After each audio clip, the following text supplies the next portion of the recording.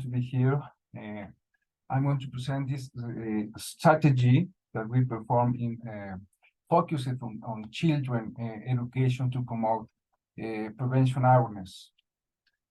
So let's start with the introduction, and I would like to state that Mexico is a country with high seismic activity, and its capital, Mexico City, is considered especially vulnerable to its geographical characteristics, like urbanization and dense population. In this context, risk awareness coupled with education focuses on emergency and prevention management is key in minimizing the negative effects of such disasters.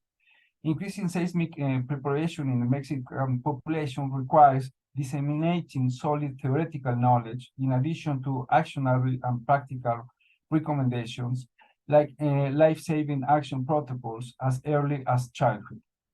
We focus on an educational strategy co-designed with children through an agile development process to promote preparedness via meaningful communication systems that are relevant and efficient.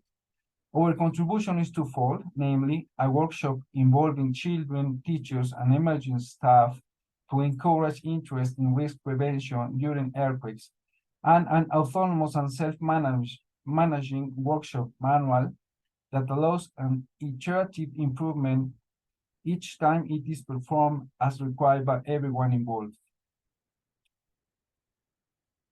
So let's state what is the importance of what is known as 19S earthquakes.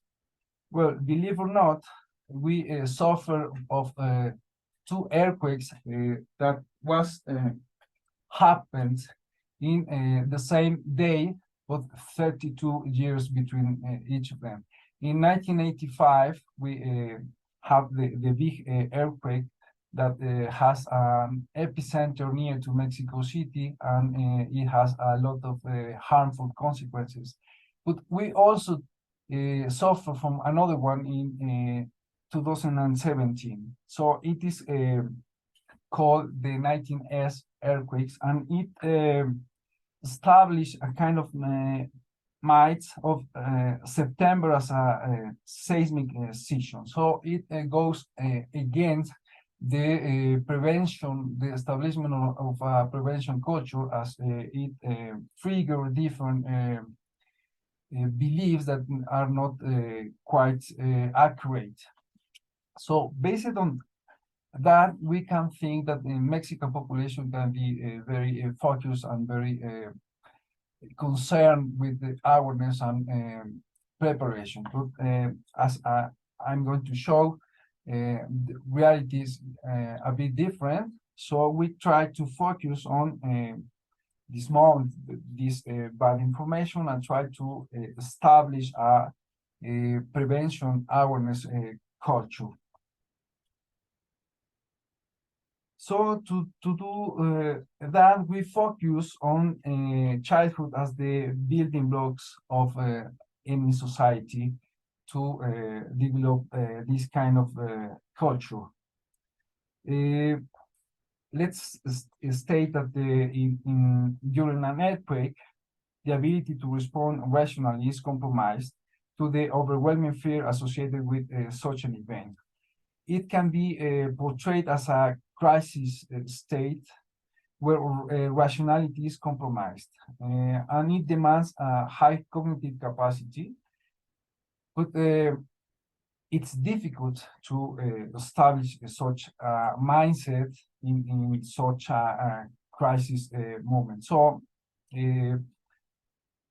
we observe that as individuals mature into adulthood, the internalization of knowledge and experience makes it easier to respond effectively during such crises. So we take as a rationale that by consistently providing children with information and guidance on earthquakes and preventive measures, they acquire the necessary skills and understanding required to navigate emergency situations later in life. And we observe that there is a split of responsibility. On the one hand, Responsibility falls upon teachers and parents, who are considered the authority figures responsible for providing instructions during such occurrences. However, we would like to instill, to promote in children this sense of awareness too. So we like to equip children with the necessary knowledge and habits to safeguard themselves from the imminent hazard associated with ethics. And to accomplish this goal, we take advantage of what Piaget was proposed, the stages of intellectual development in children and adolescents. And we focus particularly in the second phase of concrete operation that ranges from 9 to 12 years old. And in this age, according to Piaget, people, children in this case, start to breaking out in reflecting thinking. So they start to think before acting. They start to create its own conclusions, classifications, and serializations. And this is important. Other opinions matter, so they can be influenced by others, by others' opinion. And this is good because we can use these features, these characteristics of children to promote the prevention of, to promote the adoption of prevention habits. In addition, we take advantage also of the proposal of Daniel Kahneman, who states that there is two systems of human thought. One is called the system one, which is more related with automatic actions that can be done at the same time. It can be like eating, walking, listening to music, and so on. And it is more concerned with reflective actions. On the other hand, system two is more linked to activities that require great concentration, and they can hardly be done at the same time. And if they do, they can perform with poorly perform. So, but on the other hand, this system two is very interesting because it's not so reflective. It's more not reactive. It's more reflective. So we can promote earthquake awareness, habits, and knowledge and activities in this size, but in this system.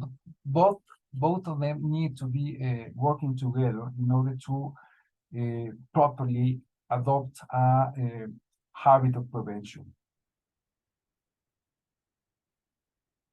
So on this basis, we conveyed different activities to try to build this information and mechanisms to promote awareness in the case of risk.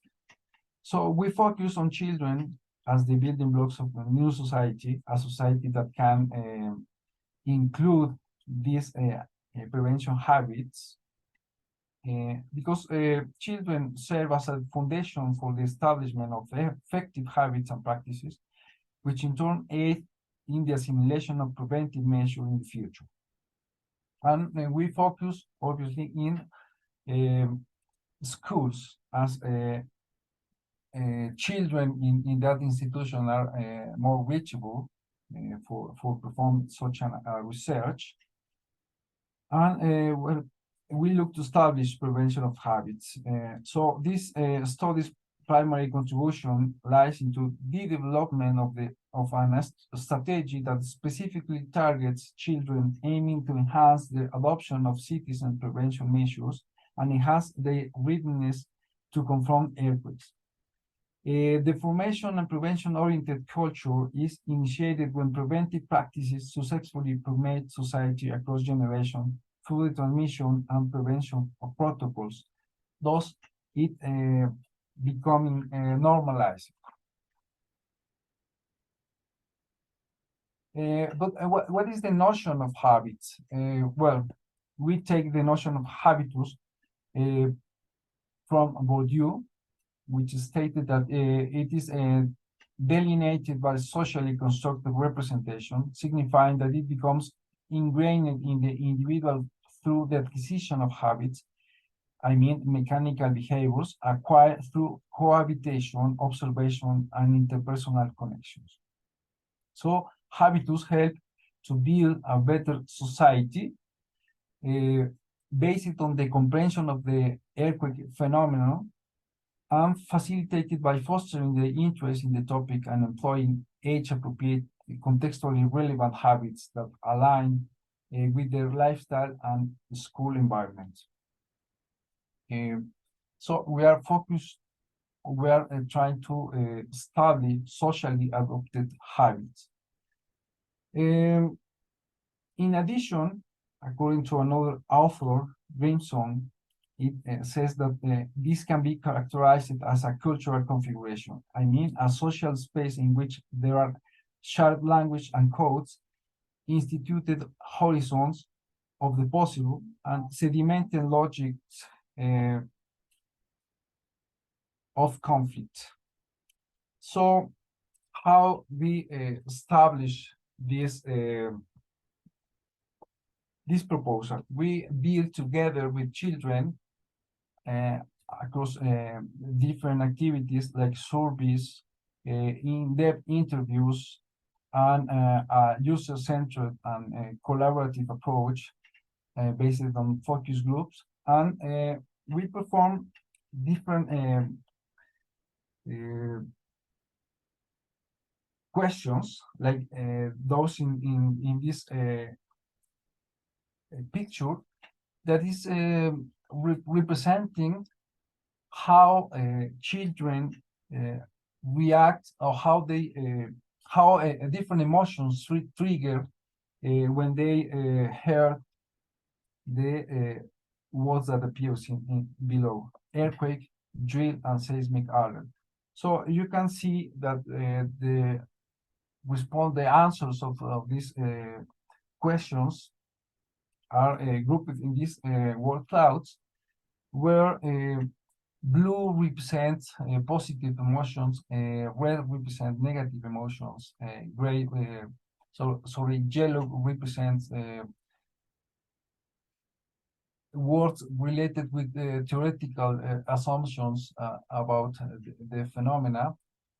And you can observe that in one of the most important word is fear. So we try to dig deeply into what is the origin of this fear and this anguish and even terror and negative emotions. So we perform observation during a drill in Mexico in September, which is official ceremony of the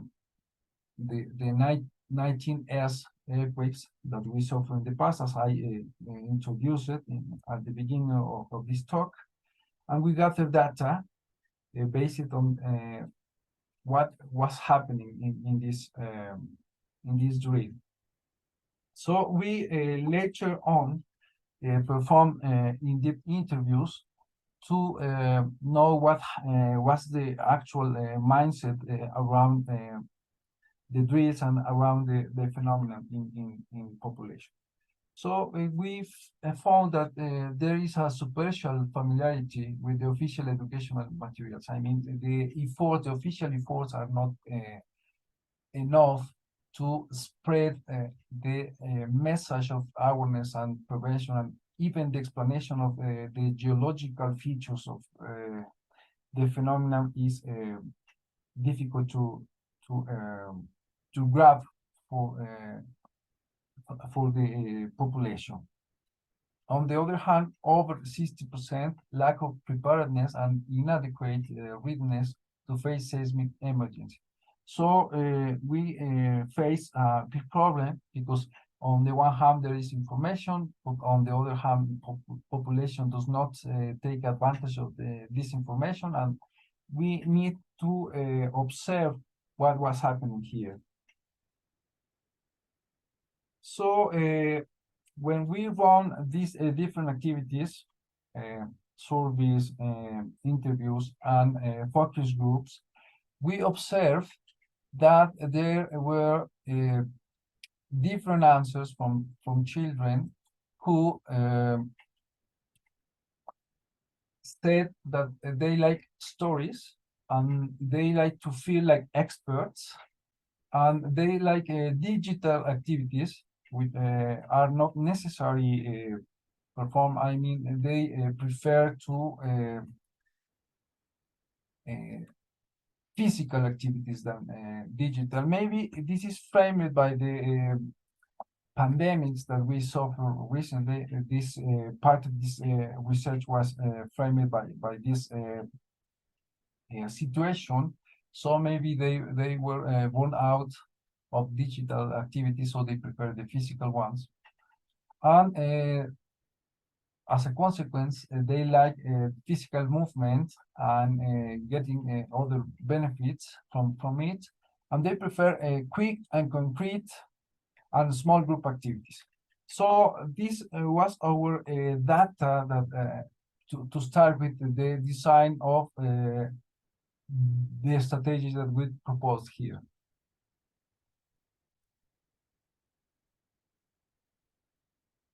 So we conveyed a process that adopted the agile development principles that I just put this in brief. Planning, design with is the determination of the data or knowledge to be examined, the categorization of information, and planning the learning tasks according to the objective, the prevention of awareness, promotion of awareness, and the design of activities in order to design the clarity of the issues. Then it comes a stage of implementation, and finally testing. So we follow this methodology in order to develop our materials and our proposal. So we analyze the information and we map the children needs during seismic situation. So if you remember in the word clouds, fear was one of the more important occurrence in the answers. So we dig what is the origin of fear when an earthquake occurs. And we found that it is caused by total or partial ignorance of theoretical information. People, children does not know what an earthquake is. The ignorance of action protocols, the lack of practice at home drills and protocols, worry about family. They are worried about what other members of family is, if they are suffering, if they are safe, and so on. And there is a lot of imprecise instructions during the events. So this conveyed confusion of instructions with prohibitions. And on the other hand, the importance of recognition, constant practice was stated.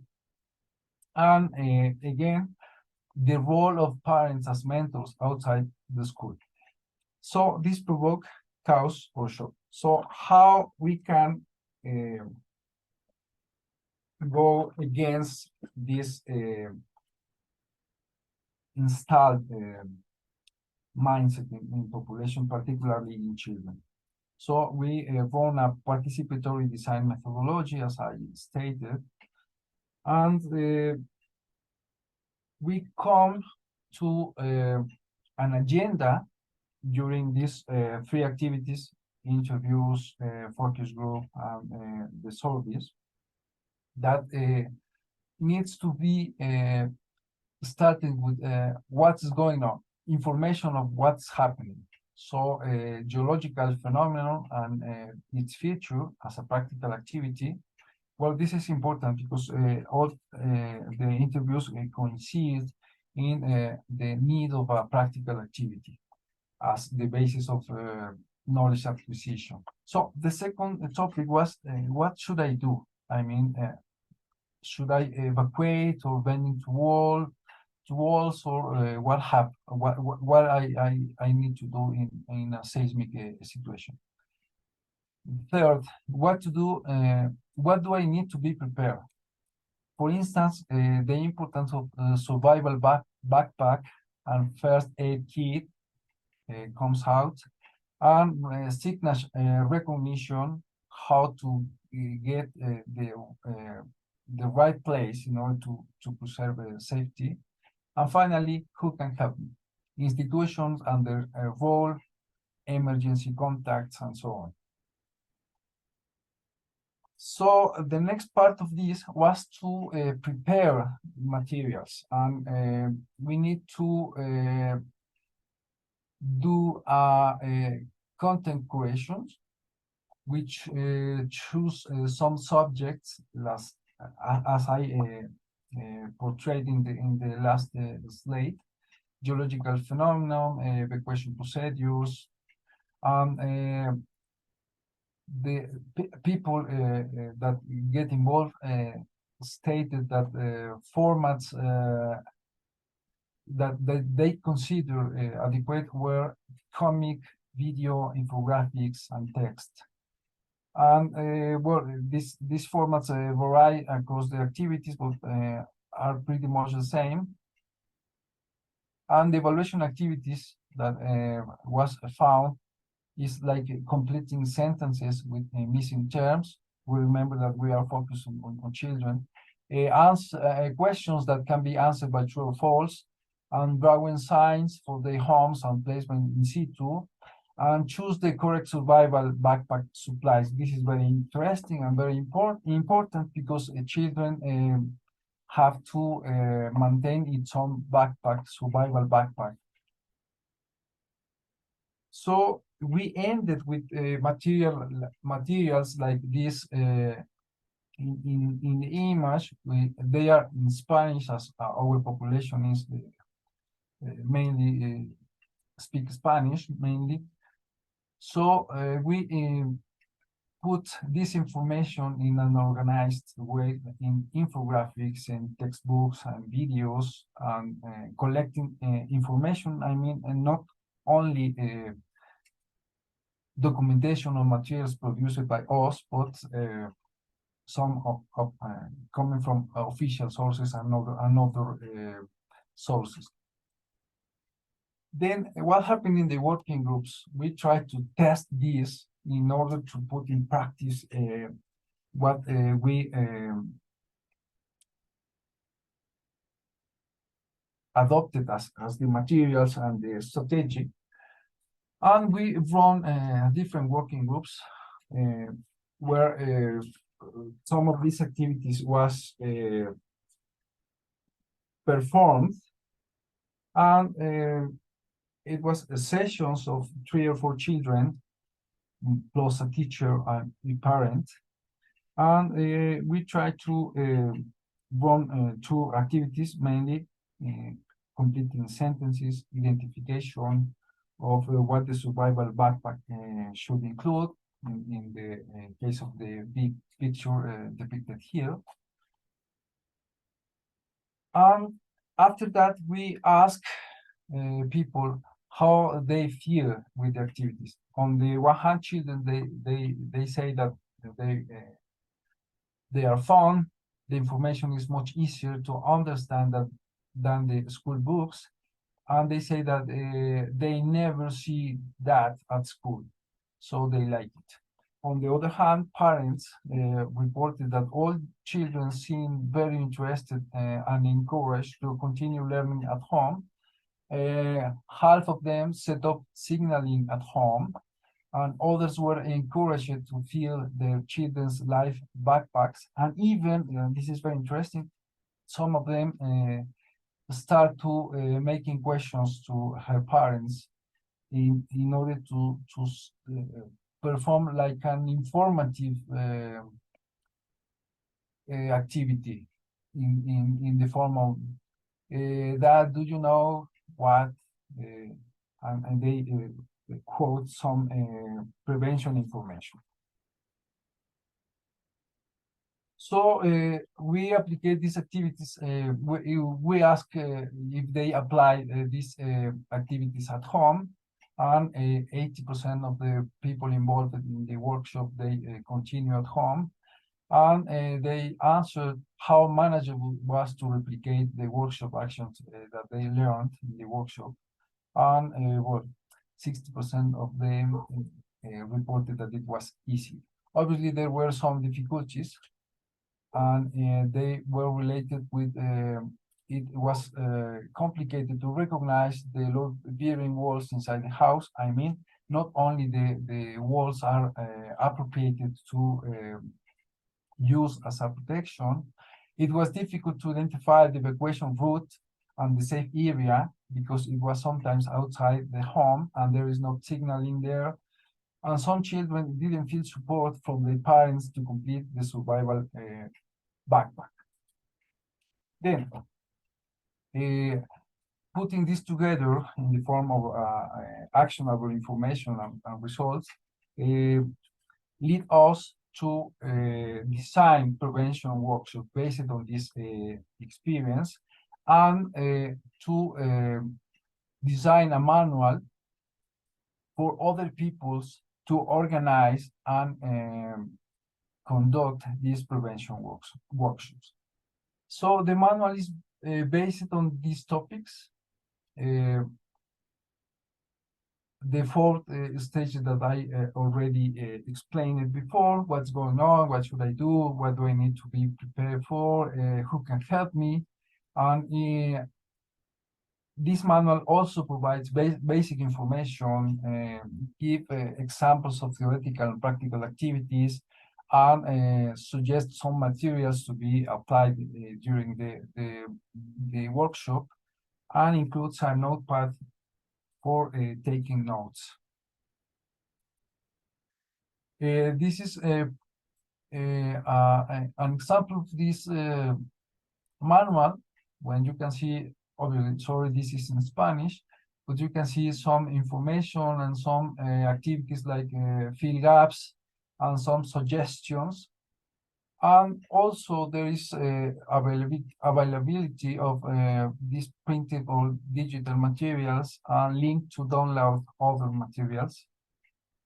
And this is, well, I would like to state that during the workshops and the work with people, there was the need to invent a character, which is called Simon Sismon, which is a wordplay that interleaves Simon, the name, and seism.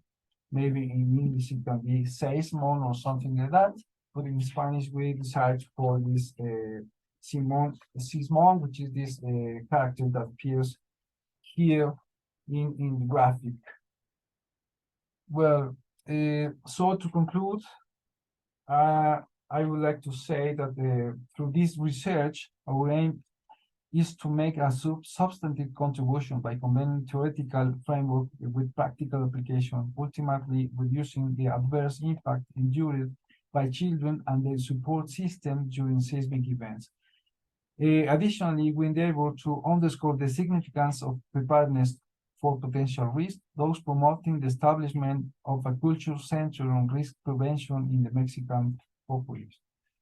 So we say that we are looking for the earthquake kata, and we take this concept from the Japanese culture, where kata is based on repetition and discipline, repetition of some key activities, prevention activities, that all people can perform as earthquakes happen, so those preparedness.